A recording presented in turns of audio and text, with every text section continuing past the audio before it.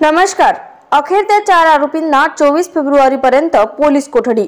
मोर्शी महानुभाव पंथांची काशी म्हणून ओळखल्या जाणाऱ्या श्री क्षेत्र रिद्धपूर येथील सुरेंद्र मुनी तळेगावकर यांच्या मठात सेवेसाठी राहणाऱ्या एका 17 वर्षीय मुलीवर केलेल्या अत्याचार प्रकरणी शिरखेड पोलिसांनी 4 आरोपींना वरुड येथील विशेष न्यायालयात हजर करून त्यांची 24 फेब्रुवारीपर्यंत पोलीस कोठडी देण्यात आली।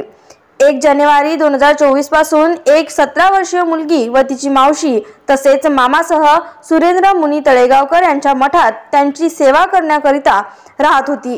ती मुलगी नागपूर जिल्ह्यातील रहिवासी आहे। मुलगी ही मठात आल्यानंतर काही दिवसांनी मठ प्रमुख सुरेंद्र मुनी तळेगावकर वय 75 राहणार रिद्धपूर याने तिच्या मावशीच्या माध्यमातून 2 एप्रिल 2024 खोलीत बोलावून तिच्याशी जबरी अत्याचार केलाय। तसेच मठातील आणखी एक व्यक्ती बाळासाहेब देसाई वय 40 राहणार रिद्धपूर यांनीही तिच्यावर अत्याचार केलाय।